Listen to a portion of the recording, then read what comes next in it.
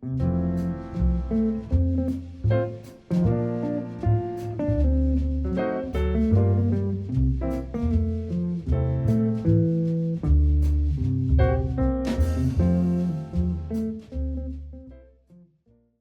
이제 노력형 음악가로 제가 이름을 붙인 첫 번째 음악인, 바로 석계라고 하는 여성입니다. 16세기의 여성 음악가인데요. 이 사람의 이야기는 유몽인이란 사람이 쓴 어우야담이란 책에 나와 있습니다. 이 사람 실존 인물이죠. 야담집에 들어있어서 이거 허구 아닐까? 그렇지 않습니다. 허구가 아니고 실존 인물인데요. 이 사람은 정순옹주의 남편인 송인의 집에 여종으로 들어가게 됩니다. 이 사람도, 이 석계란 여성도 부모님의 신분이 처음부터 낮았던 건 아니지만 부모님 돌아가시고 여종의 신분이 됐는데요. 아주 꼬마 계집종이죠. 그런데 송인의 집에 들어간 이 여종의 외모를 유몽인이란 사람은 이렇게 표현을 했습니다. 비틀린 화살같이 작은 눈, 늙은 원숭이 얼굴. 이 귀여운 꼬마 아이를 이렇게 표현을 했습니다.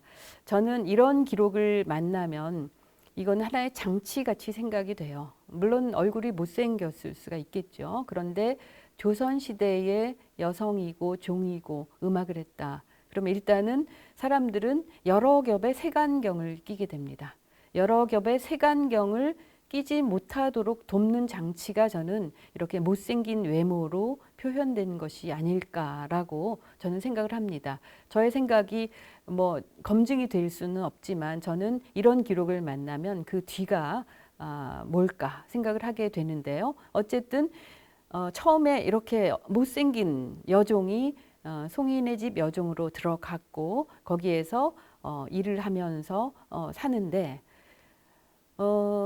아이가 할 수 있는 일이 별로 없으니까 이제 자그만 물통을 주고 물을 길어와라 이런 걸 시켜요. 근데 얘는 이제 우물가에 가서 물을 길어와야 하는데 물을 안 길어오고 물통 옆에 놓고 돌멩이 주워다 놓고 노래를 한 곡 마치면 돌멩이를 물통에다 넣고 또 두 곡 마치면 물통에 넣고 하루 종일 그렇게 노래만 하고 또 물통에 돌이 꽉 차면 다시 하나씩 꺼내면서 노래가 끝나면 돌을 꺼내고 이러면서 하루 종일 노래만 하다 일은 하나도 안 하고 집으로 돌아가죠. 집에서는 당연히 꾸지람이 있겠죠. 그러니까 얘가 물 깃는 것이 안 맞나 보다. 이번에는 나무를 캐오고 약초를 캐와라 시킵니다. 역시 바구니 하나 들고 가서 하루 종일 똑같은 행위를 반복을 하는 거죠. 그러니까 이제 이렇게 어린 아이가 말도 듣지 않고 이런 종이 하나 있다 하는 이야기가 송인의 귀에도 들어갑니다. 그리고 송인은 좀 특별한 아이가 아닌가 하는 그런 생각을 갖게 되는 거죠. 그래서 아이를 보니까 노래를 굉장히 잘 하는 거죠. 그래서 결국은 이 송인이 석계에게 노래를 가르치라고 명을 하게 됩니다. 그래서 그때부터 노래를 배우기 시작을 하는 거죠. 자기의 신분은 종이고 종이 하는 일은 빤한데 자신의 길은 이것이 아니다라고 스스로 생각했다라고 저는 해석을 하는 거죠. 그리고 그것이 자신의 길을 선택하는 데에 실제 굉장히 중요한 역할을 했고 그래서 개섬이라고 하는 여성은 유몽인의 표현에 의하면 근 100년 동안 그녀만한 명창이 없었다. 이런 평가를 합니다. 그리고 실제 당시에 송인을 비롯한 송인의 주변 인물들이 시회를 한다거나 유람을 하거나 할 때는 이 여성의 음악, 노래를 반드시 듣습니다. 그리고 그 노래는 이들의 시심을 자극을 해서 굉장히 많은 시를 짓는데 좋은 시작품들이 이 석계 덕분에 많은 작품들이 나왔고요. 그 문집에 예를 들면 홍섬, 노수신, 이산해, 정육일, 정철 이런 분들이 석계가 부르는 노래를 듣고 시심이 움직여서 시작품을 남긴 것들이 지금 남아 있습니다. 여러 문집 자료에 그 내용은 제 책에 기록이 돼 있습니다. 그래서 당시에 석계가 있어야 있는 그런 환경, 이것은 풍류가 넘치는 예술적 창의성이 넘치는 현장이 되기도 했던 거죠. 그래서 이런 사람에 대해서 송인, 유몽인이 어우야담에 찬사를 했던 거죠. 근 100년 동안 그녀만한 명창이 없었다. 이 한마디가 얼마만한 실력을 갖추었는지 알 수 있게 하고요. 이 여성이 무슨 음악을 했을까? 문집 기록에 보면 선가사다 이렇게 나와요. 가사를 잘했다 이렇게 표현을 했는데요. 아마 가사 그러면 여러분 12가사를 알고 있을 겁니다. 12가사 이전에 노랫말이 있는 여러 성악곡을 가사라는 표현을 썼던 것 같고요. 성악가로서 아주 훌륭한 실력을 갖춘 여성이었다. 안타까운 것이 있죠. 이 사람이 무슨 노래 했어? 알 수 없어요. 그렇기 때문에 우리가 이런 여성 혹은 음악가 기록이 나오면 구체적인 공명이 뭐야 이렇게 알고 싶은 마음, 이것 때문에 소홀하게 여기는 마음으로 넘어갔던 거고요. 우리나라 음악 대부분은 작곡자가 알려져 있지 않습니다. 왜 그러냐면 어느 시기에 형성이 됩니다. 어느 일정 시기에 형성이 돼서 시간이 흐르면서 그 시간에 겹이 계속 쌓여서 그 음악이 계속 좋은 좀 더 나아지는 음악으로 발달하게 되죠. 영산회상 같은 음악도 원래 한 곡만 있던 음악이 9곡으로 발달을 하게 되고요. 가곡도 마찬가지로 삭대업이라는 거 한 곡이 나중에 27곡으로 커지거든요. 그게 작곡자가 알려져 있지 않으면서도 그렇게 큰 음악으로 발전하는 역사를 알 수 있기 때문에 우리가 음악가를 만난다 하더라도 그들이 작곡한 음악이 뭐야? 이런 잣대로 작동시키면 안 되는 것을 이해할 수 있는 거죠. 그래서 이 시대의 성악 음악으로서 노랫말이 좋은 음악들을 이 석계가 많이 불렀을 것이다. 이렇게 추측을 할 수 있습니다. 노력형 음악가 두 번째 음악인으로서 19세기의 인물, 헌종연간의 대금학사 정약대라고 하는 인물 이야기를 좀 해볼까 하는데요. 이 정약대란 인물은 기록이 참 없습니다. 기록이 단 몇 줄만 지금 남아 있습니다. 헌종연간이고 19세기면 기록이 많이 남아 있을 법도 한데 그렇지 못한 것은 우리의 눈썰미를 탓해야 하겠죠. 1848년 어영청 군영 소속의 세학수입니다. 세학수라고 하면 군영 소속의 음악인이 두 종류가 있습니다. 하나는 세학수, 하나는 취고수. 세학수는 대금이라든지 필이라든지 해금과 같은 정교한 악기를 연주하는 음악인을 세학수라고 얘기를 하고요. 취고수라고 하면 불취자, 때릴 고자, 두드릴 고자를 쓰거든요. 그러니까 아주 간단한 음만 낼 수 있는 관악기거나 타악기를 담당한 그런 음악인을 취고수라고 했습니다. 그래서 군영 소속 음악인 중에 연주 실력이 좋은 사람들은 거의 세학수들입니다. 역시 이 정약대란 인물도 어영청의 세학수로서 대금을 전공했고요. 이 기록에 보면 가곡 반주에 능했다라는 기록이 나와 있습니다. 조선 후기에 19세기가 가면 가곡이 굉장히 큰 발달을 하게 되고요. 가곡 반주를 하는 음악인들도 굉장히 많았고 가곡 반주 자체가 기악곡으로 발달해서 연주가 되는 그런 시기가 되는데요. 이 세학수인 정약대도 아주 가곡 반주를 잘했고요. 이 사람이 음악을 어떻게 자신의 실력을 쌓아 올려갔을까 하는 이야기는 전설처럼 전해지는데요. 10년 이상 매일같이 인왕산에 올라 대금 연습을 했다. 이런 기록이 나와 있습니다. 그리고 인왕산에 올라가서 이 사람이 한 것은 남학신을 벗어놓고 곡이 한 곡 끝나면 모래알을 남학신에 하나 올려놓고 역시 반복하면서 그런 식으로 했다고 그래요. 자, 이것은 사실은 믿거나 말거나입니다. 여러분 아마 지금 금방 상상하셨을 겁니다. 모래알이 얼마나 작은데, 남학신이 얼마나 큰데, 모래알을 그렇게 해놨다가 표도 나나. 이건 어떻게 레토릭으로 볼 수도 있고요.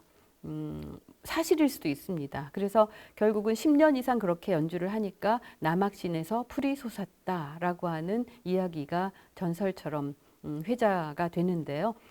거기에 올라가서 꾸준하게 매일같이 연습한 음악이 바로 도드리란 음악입니다.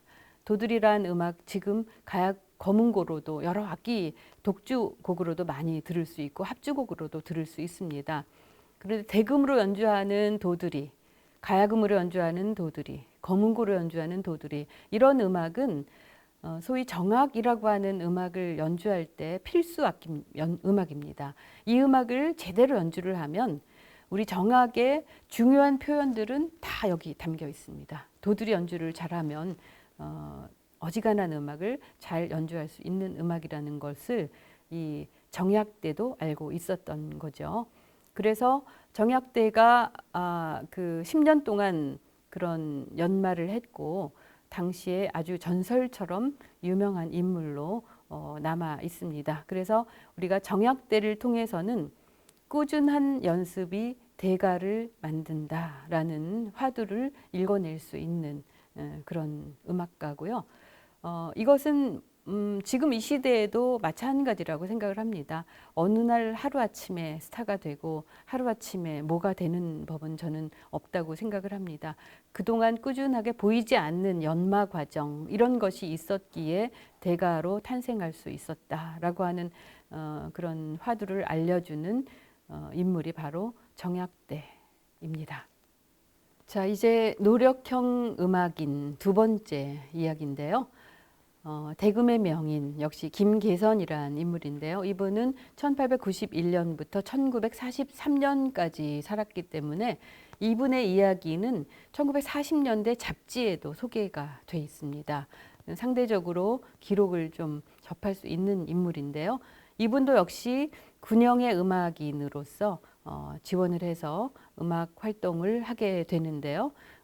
정약대 제자인데 최확봉이라는 분의 제자인데요. 이분에 대해서 사람들은 청출어람이다 이렇게 표현을 합니다. 청출어람, 스승보다 제자가 낫다라는 그런 의미로 사용이 되는데요.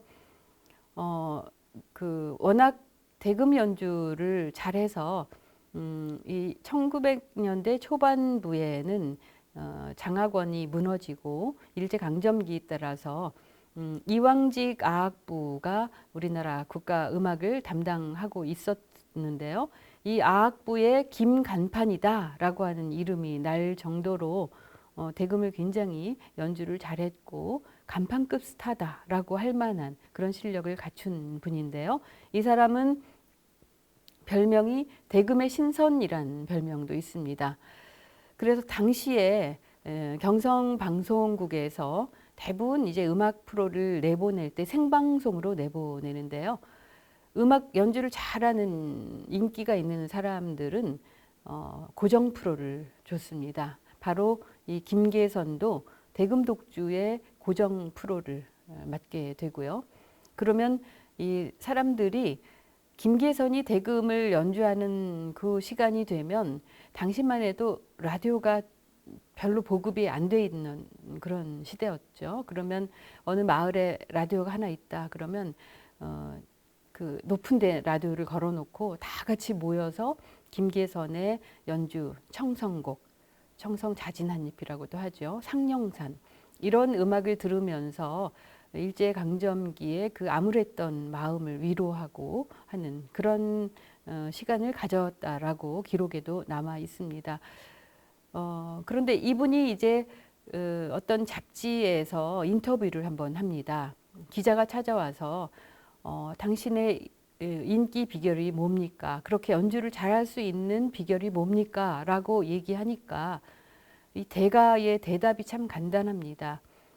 저의 비결이라고 한다면 남들보다 몇 곱절 아니 몇십 곱절 더 연습하는 것 이외에는 없습니다. 이렇게 대답을 합니다. 그건 지금 이 시대도 똑같거든요. 기량을 익혀야 될 때 연습을 많이 하는 것 이상은 없습니다. 요령도 없고요. 그래서 그런 정도의 그 인기를 누렸던 김계선, 이분도 역시 노력형 연주자의 대표가 되는 사람 중에 하나인데요. 이 사람은 어지간한 관악기는 다 연주를 했습니다. 속이 비어있는 관악기는 거의 다 연주를 했고요. 서양악기 연주도 아주 잘한 것으로 알려져 있습니다. 이분이 남긴 말 중에 만인을 즐겁게 하는 악기는 속이 비어있다라는 말을 남긴 적이 있습니다. 이분이 돌아가실 때 어떻게 돌아가셨는지 아무도 모릅니다. 언제 돌아가셨는지, 돌아가신 뒤에 화장을 했다, 이런 소문 정도가 남아있는 그런 분입니다. 이분이 남긴 이야기, 남의 몇 곡절, 몇십 곡절 연주한 것, 연습하는 것 이상의 것이 없다라고 이야기가 남아 있습니다. 자, 이제 두 번째 유형별로 보는 음악인, 제가 은사형이다 이렇게 이름을 붙였는데요. 은사, 숨어 있으면서 어떤 뛰어난 그런 인간형을 가지고 있다, 이렇게 표현할 수 있는 인물인데요. 바로 검은고와 비파의 대가 김성기입니다. 생물연대가 1649년부터 1724년 혹은 5년 어느 무렵이라고 알려져 있습니다. 이분이 경종이 승하한 해에 어떤 사건을 가지고 있습니다. 그 사건 먼저 말씀드리고 이 사람이 어떻게 음악인이 됐나 이야기를 좀 해드리려고 하는데요. 경종이 승하한 해 겨울이었습니다. 이분이 76살 때 상황인데요. 왕이 돌아가시면 음악 연주를 해서 안 되고요. 주변에서 음악 소리가 나면 안 됩니다.